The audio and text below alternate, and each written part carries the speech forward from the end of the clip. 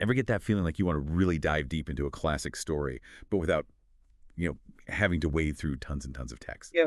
Well, today we're going to do just that.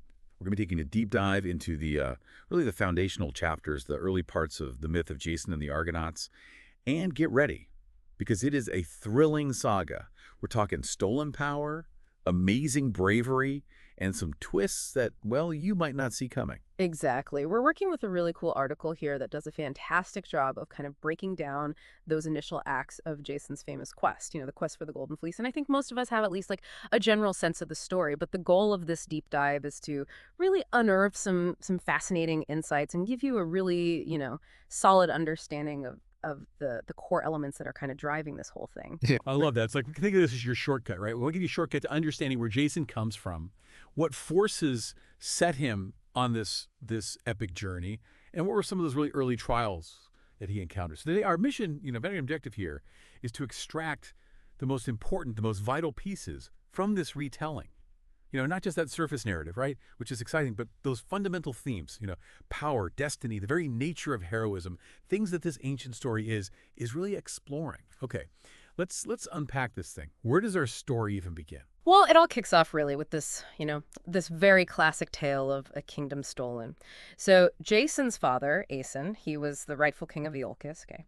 But then you have his half-brother, Pelias, and Pelias is claiming direct lineage from Poseidon. Poseidon, of course, as you know, god of the sea, incredibly powerful. And he uses that claim to seize the throne for himself. Now, he does something interesting. He doesn't actually kill Aeson. He lets him live, but only on one condition. Aeson has to give up forever any claim to the kingship. So right from the get-go, we have this huge power imbalance, a very clear injustice, and that really sets the stage for everything that Jason's going to do later on. Wow, talk about a power grab. Right. But here's where it gets really interesting to me. Pelias, he's sitting on this throne that he basically stole. But he's not exactly sitting comfortably, is he? There's this prophecy hanging over him. Oh, absolutely. Pelias is completely haunted by this warning that came from an oracle. The oracle basically said that a man would appear with only one sandal, and that man would be his downfall. And this is important because you have to remember, in their worldview, this belief in fate and destiny was everything, you know? So often the characters, they're trying to either avoid prophecy or they're trying to make it happen. And that creates all this really intense, both internal conflict and external conflict. So this prophecy, it's like this thread of foreshadowing, this threat that hangs over everything that Pelias does from this point forward. Okay, so let's fast forward a little bit. Let's introduce young Jason into the picture here. Now, Jason's parents, they're clever. To protect him from Pelias' potential wrath, they decide to send him away. He's raised by this figure, Chiron. Now, for anybody out there who doesn't know, Chiron wasn't just like, your average babysitter or guardian. Not at all. I mean, Chiron was a centaur. And not only was he a centaur, but he was known throughout all of Greece for his wisdom, for his knowledge. He was a master of, well, everything, really. Medicine, music, the art of war. I mean, you name it. He knew it. So he was really the ideal mentor, the perfect person to train a hero. So this upbringing, this is crucial because it establishes Jason's background, not just his birthright, but the incredible education and training that he receives. And actually, the article even mentions this early act of bravery on Jason's part. He slays a leopard. And then to really drive it home, he takes the leopard's skin as a kind of trophy. I mean, that's going to earn you some respect. Talk about an impressive resume, right? Right out the gate. Okay, so Jason is growing up, maturing under the tutelage of this legendary figure. What happens next? How does he even learn about his true birthright, his lineage, this prophecy? Well, when Jason reaches the age of 20, Chiron decides it's time. He reveals to Jason everything, his true lineage, his claim to the throne of Iolcus. And now, Jason, he's armed with this knowledge, plus he has all this incredible training from Chiron. So he sets out, he's going to reclaim what is rightfully his, and it's during this journey home that the moment that fulfills the prophecy takes place. This is it, right? This is that famous river crossing. We got to hear about this. Okay, so picture this. Jason's on his way back to Iolcus, and he comes across this elderly woman. She's struggling to cross a river, and the river is swollen. It's dangerous. And Jason, being the virtuous hero that he is, he immediately steps up to help her. Now, this seems like a random act of kindness, but it turns out to be much, much more than that. This old woman, she's actually the goddess Hera in disguise. She's testing Jason, seeing what kind of man he truly is. And as he's helping her across this rushing river, well, Jason loses one of his sandals. So without even realizing it, he's become the very figure that the oracle had warned about. Wow, talk about a twist of fate. Yeah. Okay, so Jason arrives in Iolcus, one sandal down, and he stands before Pelias. What happens? Does he just, like, march in, swords blazing, demanding his kingdom back? Surprisingly, no. He takes a much more measured approach. He goes to Pelias not with aggression, but with a proposition. He says, look, I'll give up any claim to the wealth of the kingdom, all the riches, just give me the throne. And this, I think, shows a lot about Jason. He's noble, maybe even a little bit strategic. He's thinking ahead. But Pelias, he's not going to go down that easy, right? He's got to have some trick up his sleeve. Oh, absolutely. He does. You know, when he sees Jason standing there missing that sandal, I think it probably freaks him out. The prophecy, you know, it must be weighing heavily on his mind. So he comes up with this challenge for Jason, this seemingly impossible task. He says, okay, prove you're worthy to rule. Go and retrieve the Golden Fleece. Now, the Golden Fleece is in Colchis, which is far, far away, incredibly dangerous journey. I mean, this is basically Pelias' way of trying to get rid of Jason permanently. So instead of a direct confrontation, it's like a high-stakes, you know, mythical fetch quest. Exactly. This is what sets the whole adventure in motion. Now, Jason, he doesn't back down. He accepts the challenge, even though it seems impossible. But he realizes one thing. He can't do this alone. And that's how he ends up assembling, well, arguably the most legendary team in all of mythology. The original supergroup, right? Yeah. Tell us about the Argonauts. Who are some of the major players? What makes them so special? Well, first of all, it's important to note that the gods themselves, they're kind of rooting for Jason, especially Athena and Hera. They see that his cause is just, that he's a good man. In fact, Athena, she even inspires and guides this master shipwright Argus to build this incredible ship, the Argo. It's this super sturdy vessel that can handle the open seas, which, you know, back then that was a big deal. And then, of course, you have the heroes. You've got Hercules, famous for his strength, Theseus, the guy who slayed the Minotaur, Orpheus, the musician, the poet, Castor and Pollux, the divine twins. And I'm just scratching the surface here. You've got all these legendary figures, all with their own unique skills and powers, and they come together for this one mission. I mean, can you imagine trying to lead that group? That right there is a recipe for, you know, potential conflict. But it also shows the amazing power of, you know, collaboration when you get the right people together. I love that. It's like the ancient world's version of, you know, putting together like a dream team for some massive project. So you've got this amazing ship, you've got this crew of heroes. Where do they set sail for first on this epic voyage? Their first major stop, according to the article, is the island of Lemnos. Now, Lemnos is interesting. It's an island inhabited entirely by women, and not just any women, mind you. These are warrior women who at some point overthrew their husbands and took control. Okay, so an island ruled by powerful women. That sounds like a potentially, you know, tricky situation. How do the Argonauts handle this encounter? Jason, once again showing his diplomatic skills, he sends an emissary. And this emissary, he's able to persuade the Queen of Lemnos to welcome them. So the Argonauts, they're given this lavish hospitality. And, you know, maybe they get a little bit too comfortable because they end up staying on the island for quite a while. It's actually Hercules, always focused on the mission, who finally reminds them, hey, guys, we have a golden fleece to find. We got to get going. And this, I think, highlights something that we can all relate to, right? That sometimes, even when we have big goals, it's easy to get sidetracked, to get a little bit too comfortable with, you know, the good times. Yeah, it's a good lesson. Even the greatest heroes need that reminder sometimes to stay focused. But their next stop takes a much darker, much more tragic turn, right? The island of the Doliones. Yeah, this episode with the Doliones it's a stark reminder that their journey is unpredictable, that things can go wrong very quickly, and that misunderstandings can have really devastating consequences. Initially, they're welcomed. King Cyzicus, he welcomes them with open arms, gives them hospitality, but then something happens. The article describes it as a nighttime ambush, although the details they're a bit fuzzy. But basically, the Argonauts end up fighting their hosts, and in the confusion of the darkness, they end up killing a lot of the Doliones, including King Cyzicus himself.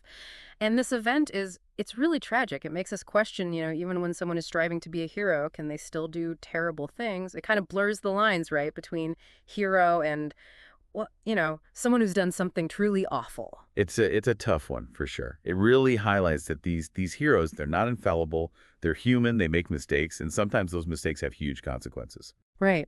And the aftermath is filled with grief. They mourn the Doliones, they bury them with honor, including the king who had welcomed them. And it's a powerful reminder that even when you have these grand adventures, these noble goals, there can be unintended consequences, tragic consequences. It really makes you think about the complexity of morality in their world. And the hardships, they don't end there, right? As their journey continues, there's another loss, another deeply sad event. The story of Hercules and his young friend Hylas. Yeah. So at some point, the Argonauts, they need fresh water. They're running low on supplies. So Hercules sends his young companion, Hylas, this beautiful young man, to find a spring. And as Hylas is drawing water, he attracts the attention of, well, a naiad, a water nymph named Dropi. And she is so captivated by his beauty that she basically lures him into the spring. He disappeared. It's like he vanishes. It's a reminder of the power of nature, these forces that we can't control. How do Hercules and the rest of the Argonauts react to this? Well, Hercules, he's absolutely devastated. He's heartbroken, and he goes on this frantic search for Hylas. He's calling out his name, searching everywhere. And several of the other Argonauts joined him. And this search, it goes on for a long time. It really delays their journey. Finally, Zeus himself, king of the gods, intervenes. He sends Hermes, the messenger god, and Hermes tells the Argonauts to stop searching. He says that Hylas has chosen to stay with the nymphs, that he's content in this underwater realm. I think this episode, it speaks to the mystery of the natural world, this allure, this power that it has over us. And it also may be about accepting things that we can't change, even when it's difficult. Wow. Okay, so we've covered a lot of ground here. These early stages of Jason's quest are action-packed, right? They're full of intrigue. There are these unexpected turns.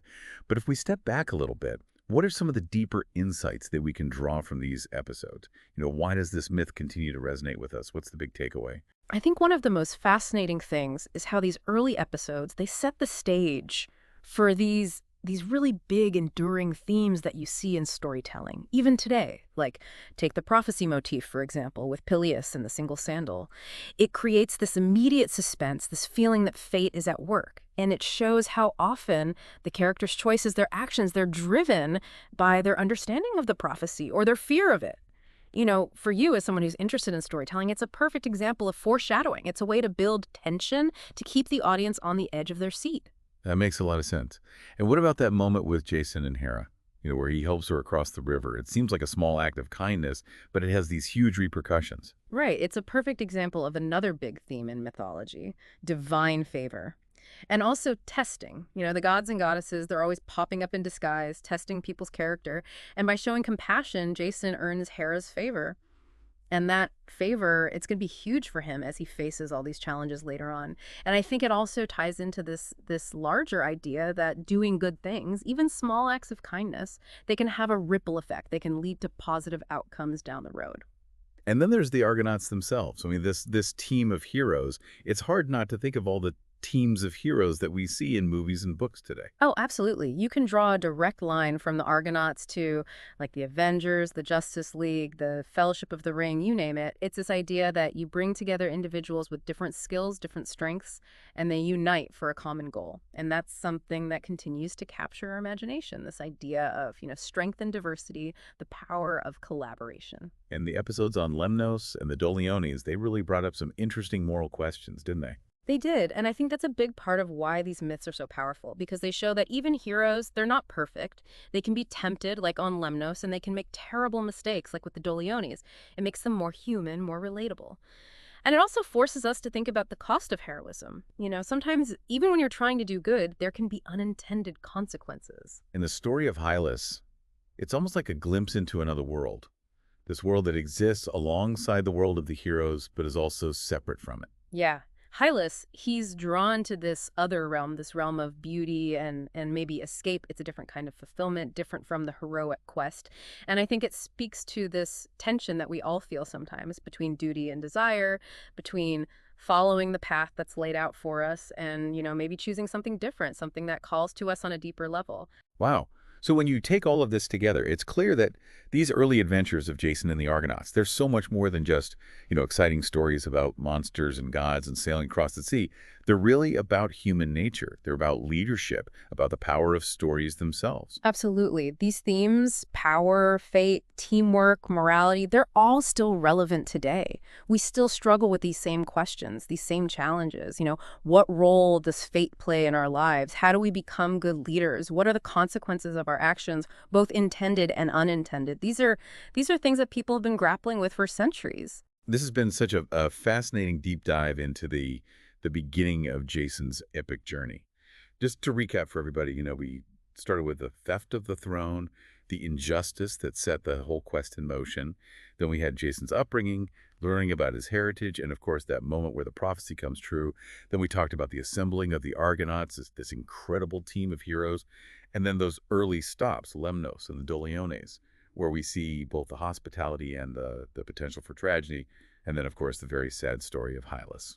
And we also explored some of the deeper meaning behind these events. The role of prophecy, the idea of the hero team, and the moral complexities that these heroes face. Not always black and white, is it? Absolutely not. So I want to leave you all with this. As you think about Jason's story, think about the unexpected twists and turns, the challenges, the victories. How might you approach the challenges in your own life where both planning and chance come into play? Think about the Argonauts, this team with all their different skills and motivations.